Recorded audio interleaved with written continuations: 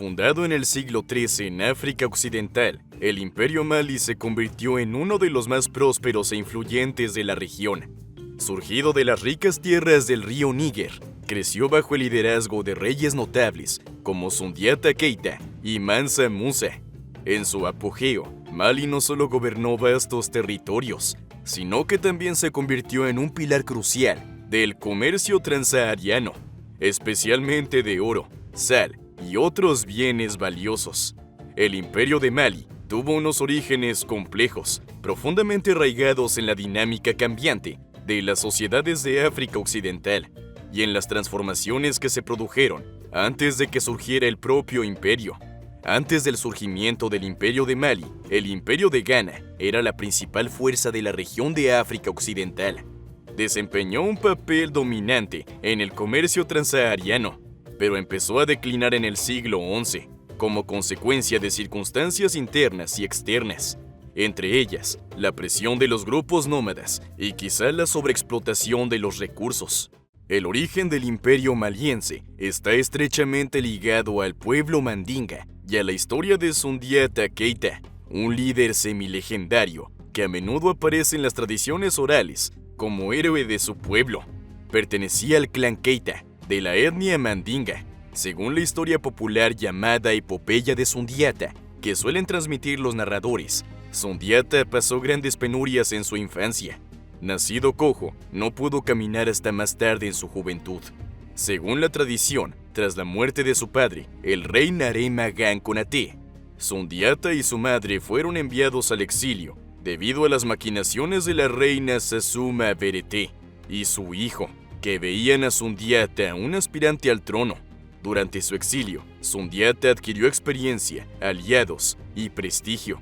Fue llamado a su tierra natal para liberar al pueblo mandinga del gobierno tiránico del rey Soumaro Kanté del reino de Soso. Durante la batalla de Kirina, en 1235, Sundiata derrotó a Soumaoro y sentó las bases del imperio maliense. Sundiata estableció Mali como una federación de tribus y ciudades bajo una única autoridad.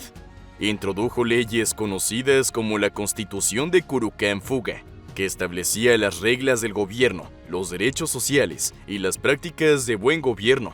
Mali se expandió bajo su liderazgo, controlando importantes rutas comerciales y ciudades.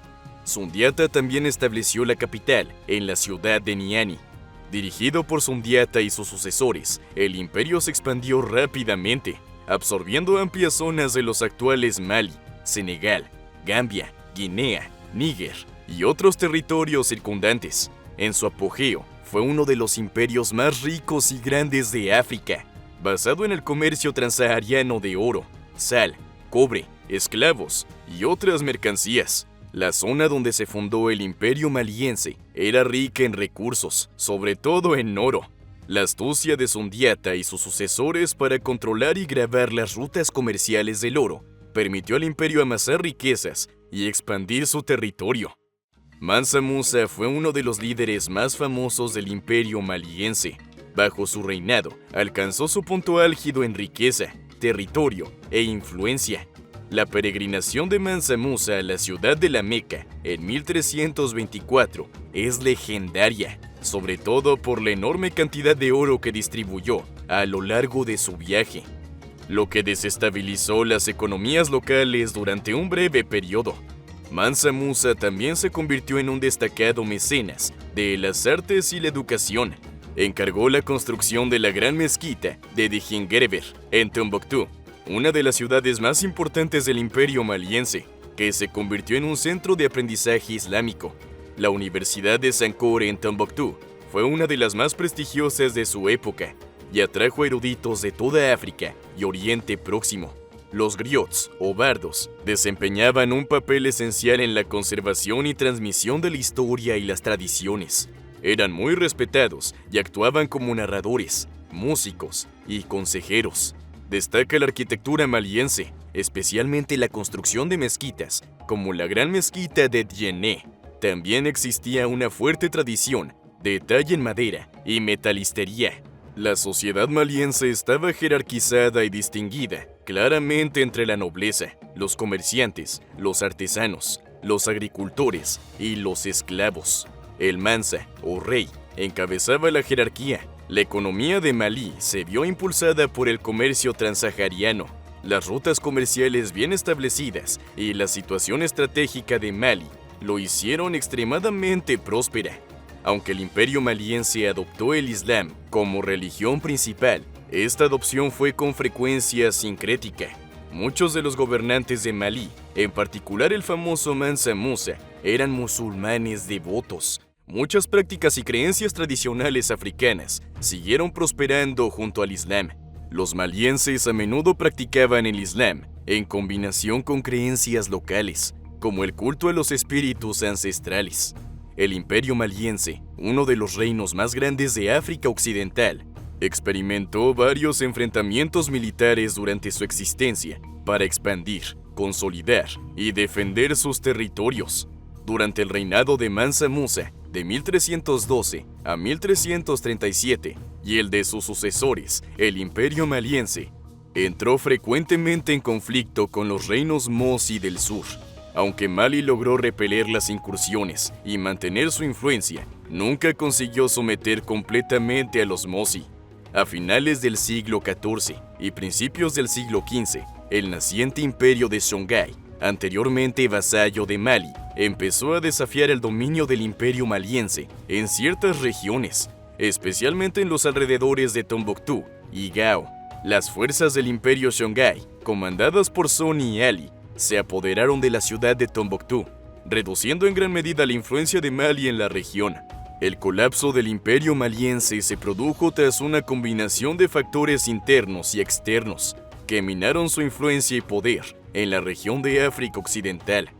El imperio Songhai comenzó a expandir su poder e influencia. Los tuaregs del norte invadieron y tomaron con frecuencia las zonas controladas por Mali, socavando su influencia en la región del Sahara. Además de estos acontecimientos, el imperio maliense se enfrentó a numerosas luchas internas por el poder y disputas sucesorias que debilitaron enormemente la administración central. Con el tiempo, las regiones periféricas del imperio empezaron a buscar más autonomía, debilitando el poder central del rey. La disminución del control sobre las rutas comerciales transsaharianas, en parte como consecuencia del ascenso de otras potencias y de los cambios en las rutas comerciales, supuso una menor afluencia de riqueza al imperio. Aunque Mali era abrumadoramente musulmán, la influencia del Islam se hizo más profunda y ortodoxa con la expansión del aprendizaje islámico. En ocasiones esto provocó tensiones con las prácticas y creencias tradicionales.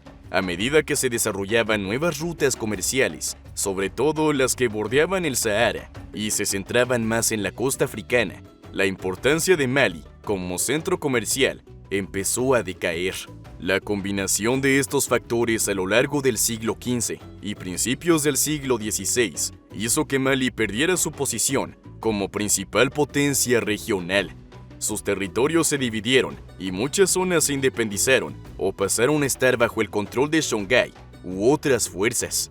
Hacia finales del siglo XVI, lo que quedaba del imperio maliense se limitaba a su núcleo original en torno a la capital, la ciudad de Niani. Pronto, incluso esta zona se volvió vulnerable a los ataques e incursiones. El imperio Mali fue una de las civilizaciones más grandes e influyentes de la historia africana y desempeñó un papel clave en el auge del Islam, el fomento de la educación y la economía transsahariana. El imperio maliense también es conocido por su rica tradición cultural, su literatura y sus contribuciones a la ciencia y el saber, que influyeron en muchos de los imperios y reinos que surgieron en África Occidental en siglos posteriores.